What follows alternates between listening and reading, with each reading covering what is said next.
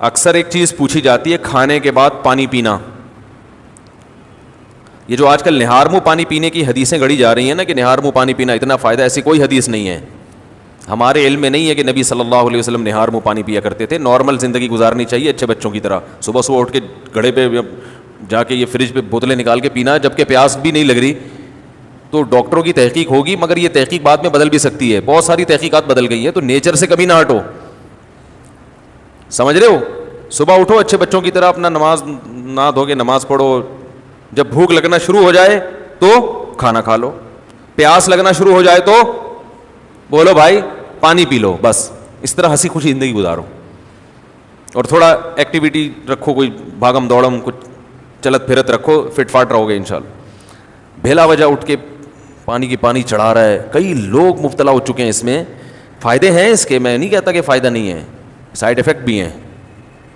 جو بھی کام آپ ایک نیچرل لائف سے ہٹ کے کرو گے نا, اس کے جہاں فائدے ہوں گے وہاں کچھ ایسے نقصان ہو رہے ہوں گے جو آپ کو بعد میں پتہ چلیں گے. اور بعض نقصان تو ایسے ہوتے ہیں جو پتہ ہی نہیں چلتے کہ یہ اس کی وجہ سے ہوئے ہیں.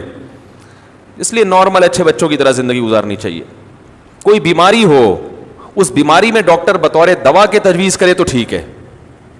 کوئی بیماری ہو گئی نا آپ کو, اس میں بطور دوا کے, بطور علاج کے, وہ ایک الگ چیز ہے, وہ ٹھیک ہے. لیکن نارمل آدمی کو, جوان آدمی کو ایسی ایکٹیویٹیز نہیں کرنی چاہیے اچھے بچوں کی طرح, سیدھا تمیز سے, جیسے اس کے باپ دادا زندگی گزارتے آئے تھے.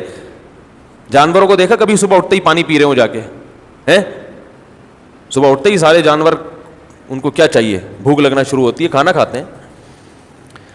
تو نبی اسی طرح یہ بھی بہت ہے کہ کھانے کے بعد پانی نہ پیو, کھانے کے بعد پانی نہ پیو. سنا ہوگا آپ نے, سب سنتے ہیں کھانے کے بعد پانی زہر ہے, یہ ہے, فلانا ڈمکانا ہے.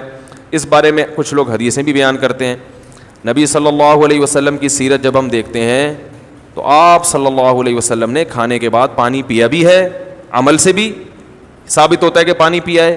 اور نبی صلی اللہ علیہ وسلم نے جو قولی حدیث ہے اس سے بھی پتہ چلتا ہے کہ کھانا اور پانی ساتھ ساتھ ہیں. ابھی آدھا کلپ نہ بنانے, پورا ہونے دیں, تو ایسا نہ ہو آدھا کاٹ کے پیش کر دے.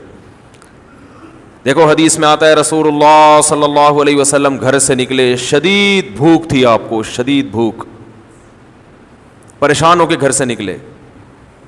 حضرت ابو بکر ملے, کیا مسئلہ ہے؟ ان کے ساتھ بھی یہی مسئلہ تھا, بھوک کی شدت نے پریشان کر دیا. حضرت عمر کا بھی یہی مسئلہ, بھوک کی شدت نے پریشان کر دیا. یہ تینوں اصحاب جا رہے ہیں, ایک صحابی نے کہا دعوت کی ان کی, اپنے باغ میں لے کر گئے, تر کھجوریں سامنے لا کے رکھیں.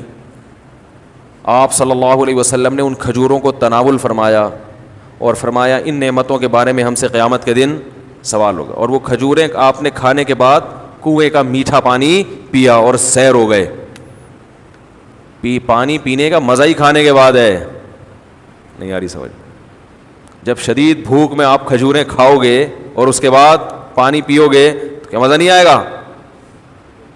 کھجوریں کھا لیں, اب پیاس لگ رہی ہے آپ کا, نہ کھانے کے 3 گھنٹے کے بعد پانی, 2 گھنٹے کے بعد پانی, وہ بہت مصیبت ہے بھائی.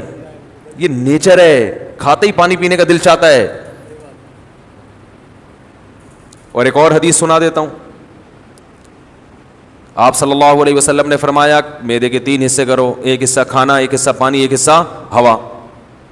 تو یہ جو ایک حصہ پانی اور ایک حصہ کھانا, اس کا صاف مطلب ہے کہ کھانے کے ساتھ ہی پانی ہے, تبھی تو اس کے لیے جگہ چھوڑنی ہے. کیا ہو گیا؟ اگر کھانے کے 2 گھنٹے بعد پانی ہوتا تو 1/3 کھانا تو وہ ہضم ہو چکا ہوتا ہے, پھر تو پورا معدہ پانی کے لیے تیار ہے. تو دونوں حدیثوں کو ملائیں تو رزلٹ کیا سامنے آئے گا کہ کھانا پانی قرآن میں کیا ہے, کلو واشربو, کھاؤ اور پیو, کھاؤ اور پیو. تو کھانا پینا کٹھا ہے. لیکن دونوں حدیثوں کو ہم ساتھ ملاتے ہیں. آدھی حدیث لوگ ہیں نا, آدھی نہیں لوگ, پھر مسئلہ خراب ہوگا.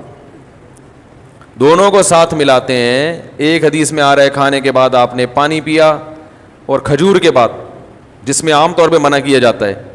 اور دوسری حدیث میں آ رہا ہے کہ 1/3 کھانا, 1/3 سانس لینے کے لیے جگہ. اتنا بھر کے کھاتے ہیں کہ سانس ہی نہیں آ رہا ہوتا, وہ پھیپھڑوں کی جگہ نہیں مل رہی ہوتی پھولنے کے لیے. اور 1/3 پانی. تو پتہ یہ چلا کہ یہ پیشکش اس کے لیے ہے جو 1/3 کھانا کھاتا ہے. سمجھ میں آ رہی ہے بات؟ اتنا کھانا کھاؤ کہ پانی کے لیے جگہ ہو. آج کل جو منع کیا جاتا ہے کھانے کے بعد پانی سے, ان لوگوں کو شاید ڈاکٹروں کی مراد وہ لوگ ہوں یا سب لوگ ہی ایسا کر رہے ہیں, وہ یہاں تک کھاتے ہیں, اس کے بعد جب آپ پانی پئیں گے تو وہ کھانا پھول جاتا ہے یا اور مسائل پیدا کرتا ہے, وہ جگہ بچتی نہیں ہے, اس سے نتیجہ کیا نکلتا ہے؟ بد ہضمی. تو وہ تھوڑا کھانا اگر کھایا جائے تو اس کے بعد پانی پینے میں کوئی حرج نہیں ہے, بلکہ فائدہ مند ہے, کیونکہ نبی نے جو کام کیا وہ نقصان دہ نہیں ہو سکتا. دوسری بات یہ کہ پانی کس قسم کا پینا ہے. ہمارے نبی نے جو پانی پیا وہ کنویں کا, وہ ایک نارمل ٹیمپریچر ہوتا ہے اس کا, اور ہمارے ہاں جو کھانے کے بعد پانی پیا جاتا ہے وہ فریج کا نکلا ہوا ٹھنڈا ٹھاٹ. سمجھ میں آ رہی ہے بات؟ اس سے میدے کا کیا ہو جاتا ہے؟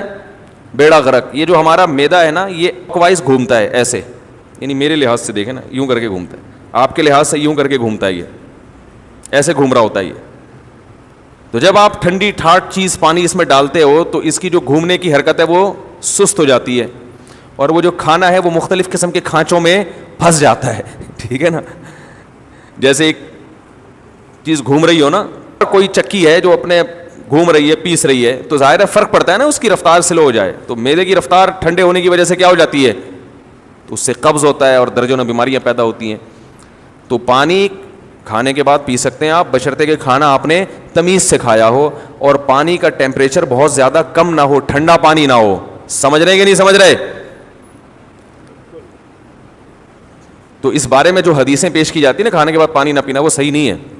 اور اگر گرم پانی پیا جائے جو چولہے کا گرم ہو, وہ تو ہاضمے میں اور مدد دیتا ہے, جو کہوا جسے کہتے ہیں, وہ تو اور تھوڑی مدد دیتا ہے ہاضمے میں. لیکن میں نوجوانوں کو کہتا ہوں وہ نہ پئیں, تمیز سے زندگی گزاریں, بس پانی پئیں آرام سے.